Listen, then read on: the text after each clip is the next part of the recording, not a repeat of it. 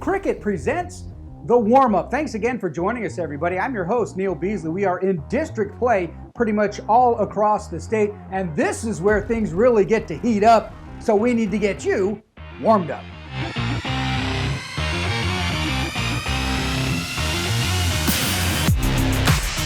We've come to the last week of the regular season, and district titles and playoff spots are up for grabs.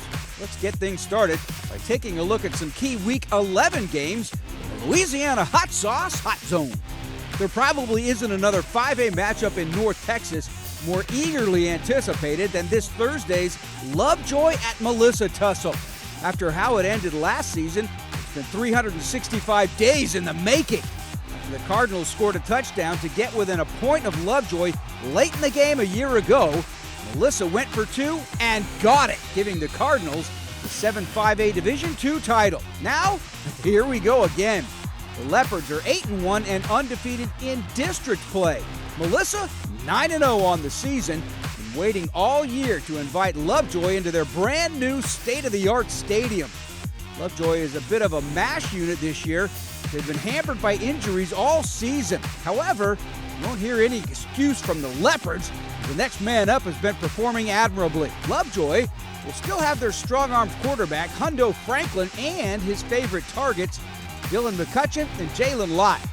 Melissa will have their main guys as well. Trevor Ham behind center, and Nathan Adejokin in the backfield. Then you add Oklahoma-bound Nigel Smith on the defensive line, and this one has all the makings of a barn burner. There's also a good chance this could be the first of two meetings this season. If you're a fan of one of these teams, hold on to your seats Thursday night. In 4-5A Division I, the district crown is on the line as Midlothian visits Red Oak. After an opening night loss to Arlington Seguin, Midlothian has won 8 straight. Red Oak hasn't lost in 9 games. And to put a little special sauce on this matchup, you'll see two of the best wide receivers in the nation. The Hawks showcase junior Taz Williams. He's got offers from more Power 5 schools than I can count. Midlothian, led by a star wideout Bryant Wesco, who is already committed to Clemson. Both of them get the ball in their hands easy and use their athleticism to make tacklers miss. They often take short passes and then turn those into house calls. What might hurt the Panthers is that their starting quarterback, Drew Wendell, went down a couple weeks ago and will miss the rest of the season.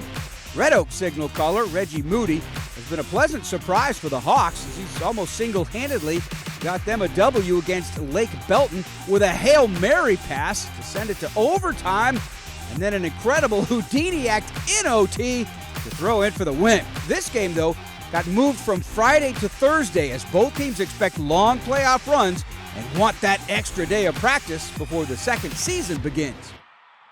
The Hot Zone is presented by the original Louisiana brand hot sauce. With just the right amount of heat and flavor, Louisiana hot sauce has been a game changer for more than 95 years. Switch to Cricket and get 4 lines for only $25 each per month, plus fast nationwide 5G for all. Smile, you're on Cricket. Warm up your game day with the authentic flavors of ancient cooking. So thin, so crisp, so good, so chill. We caught up to Denton Geyer's defensive back Eli Bowen on the recruiting trail, presented by Xochitl, chips and salsa.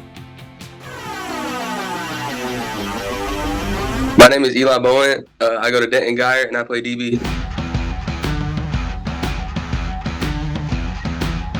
A main factor was the connection I had with the coaches, like Coach V, Coach Venables, Coach Balai, Coach Hall. They're all it's like family down there, and it's just amazing to be around them.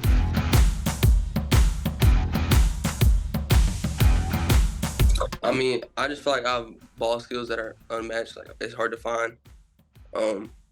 I play with the chip on my shoulder. Like, I hate, every time I get beat, it's like, I can't let that happen. Like, I'm not going to let that happen again. It's just like, I can't, I just I'm a perfectionist. I just have that, I strive for it, I don't know what it is.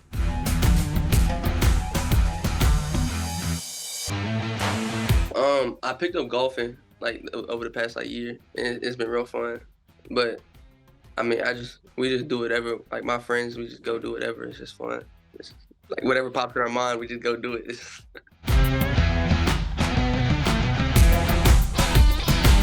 I mean, it's a special place to play because the standard is the standards above most schools that I know of. Like how we train, how we practice, it's serious. It's like real stuff. Like it's not like the coaches will get on to you for anything. Like anything they can find, they'll get on to you. So it's real.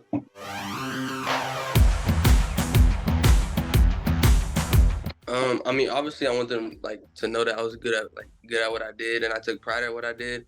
But I also want to know off the field that I'm a level-headed, I'm smart in my decisions, just a good guy. I don't know, trustworthy, responsible, stuff like that. So.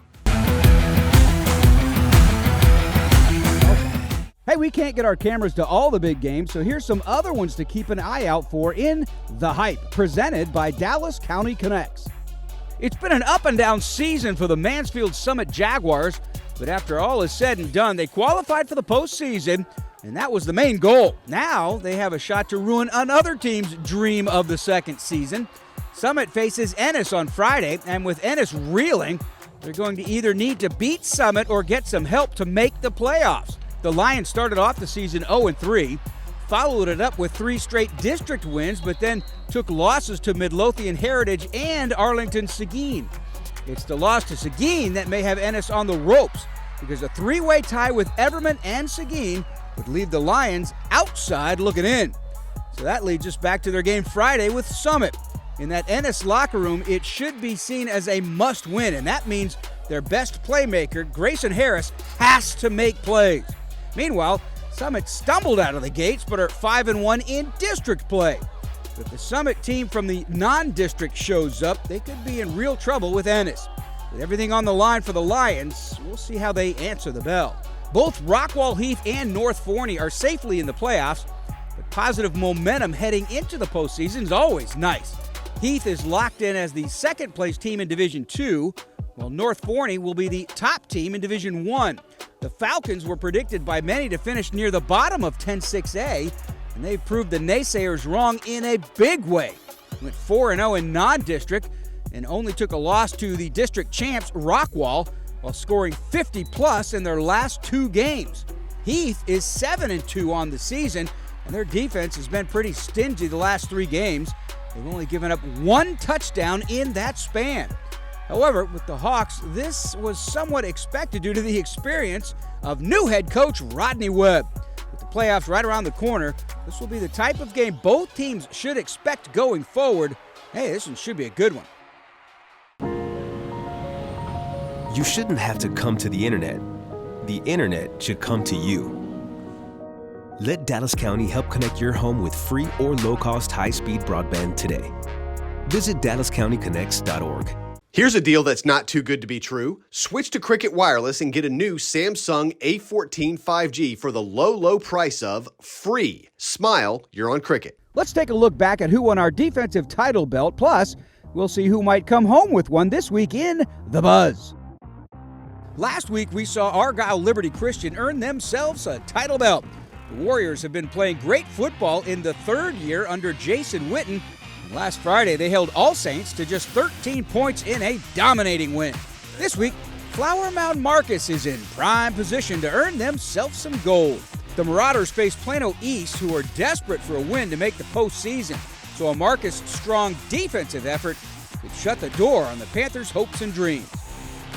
That's going to do it for today's show. Hey, thanks for joining us. We hope you are warmed up for another round of Texas high school football.